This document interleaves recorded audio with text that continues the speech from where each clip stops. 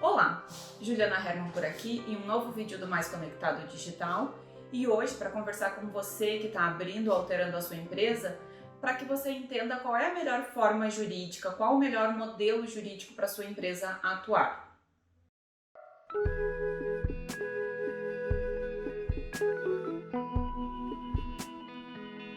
Cada dia mais, novas empresas são abertas ou até mesmo alteradas. E a forma jurídica é um assunto que ainda não é muito conhecido pelas pessoas. As pessoas confundem muito regimes tributários com forma jurídica, com a questão do enquadramento fiscal. O que vem a ser a forma jurídica? A forma jurídica quer dizer o modelo de atuação da empresa.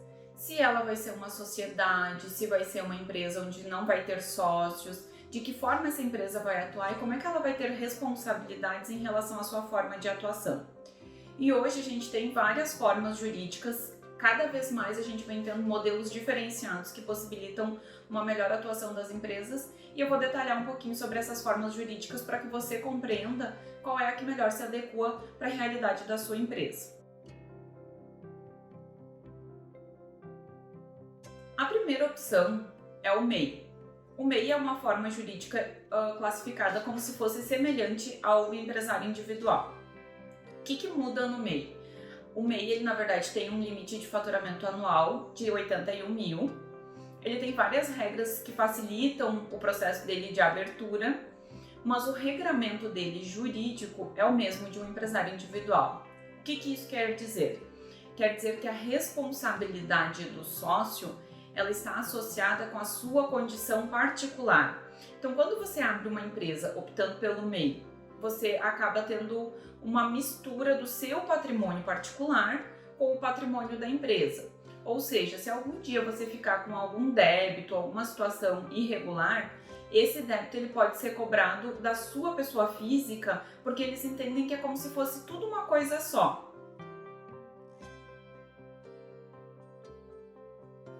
A segunda modalidade, então, é o empresário individual.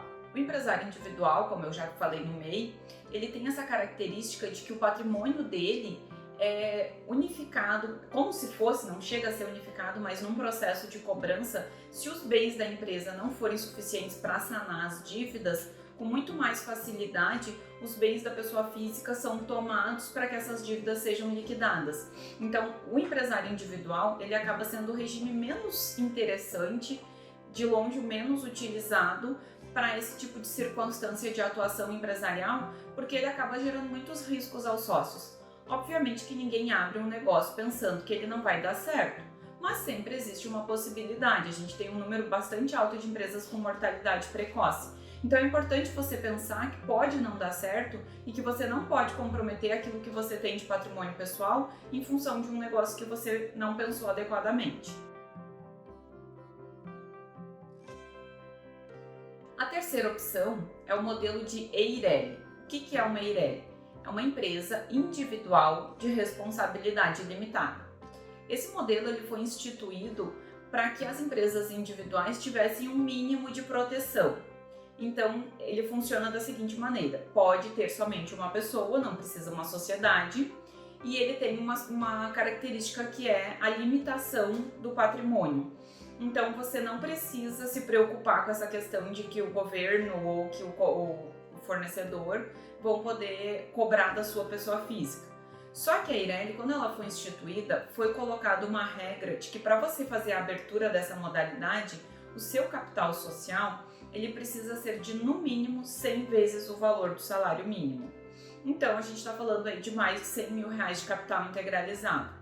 Ou seja, isso já foi feito pensando na questão de que tem que ter um patrimônio um pouco mais alto para que o governo consiga ter de onde cobrar, ou melhor, que os fornecedores também possam ter de onde cobrar, para que não fique muito limitado, porque muitas empresas vão lá e botam um capital muito baixo. Então essa situação vem para que não aconteça esse tipo de circunstância. Então a EIRELI é um regime mais interessante, no entanto ele tem essa contraprestação aí de um capital mais elevado, o que acaba dificultando, porque não é todo mundo que tem uma quantidade tão alta de cotas para integralizar numa abertura de empresa.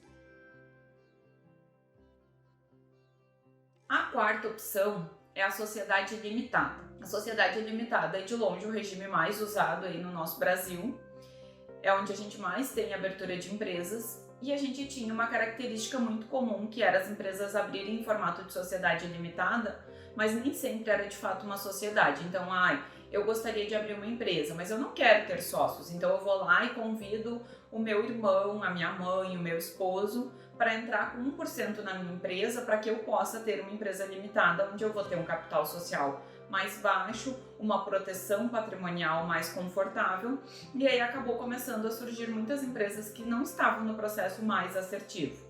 E com isso, recentemente, a gente teve a instituição do modelo unipessoal. A gente vem usando muito esse modelo, tem facilitado muito a vida das empresas, porque ele é um modelo de empresa limitada, mas ele é unipessoal, ou seja, é uma limitada de um único sócio.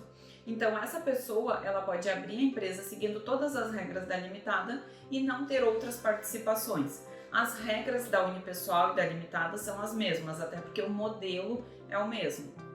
No caso da empresa limitada, o nome da empresa vai ser um nome que você escolha, que tenha relação com a tua atividade, mas ele vai ter o limitada no final. Já lá na individual, aquela que a gente falou lá no começo, ele acaba sendo o nome da própria pessoa, no máximo com abreviações. Então, essas características fazem com que a gente escolha um modelo ou outro. E por fim, a gente tem a sociedade simples, que são as sociedades geralmente firmadas por profissionais, por exemplo, contadores, advogados, médicos. São sociedades de pessoas que estão vinculadas a um órgão de categoria. Essas sociedades, ao invés de elas serem abertas na junta comercial, elas podem ser registradas somente no cartório. E elas têm um regramento especial para essas circunstâncias. Elas têm algumas características que são diferentes de empresa. Por exemplo, você pode integralizar o seu capital mediante prestação de serviço. Regra essa que para uma empresa limitada, que seja formalizada na junta de outras categorias, não é viável. Então, cada regime, cada modelo jurídico, ele tem suas particularidades. E aí a gente precisa entender o que cada um deles significa para saber qual é o que mais se adequa para a sua realidade. Então, se você vai empreender, antes de você começar a sua empresa, um dos primeiros passos é pensar qual o modelo que mais se aplica para a sua necessidade, para a sua realidade. Se você tem dúvidas, procura um contador que possa lhe ajudar a entender melhor essas circunstâncias, porque às vezes a escolha do regime jurídico ali, do formato jurídico de atuação da sua empresa, pode ser determinante se por acaso vir a acontecer alguma intercorrência no meio do caminho e alguma coisa não sair como você tinha planejado. Então, sempre pense em todos os detalhes com amplitude para que você tenha sucesso nas suas escolhas e consiga ter realizações aí com a sua empresa e com o seu negócio. Eu espero que esse conteúdo tenha te ajudado. Até um próximo conteúdo.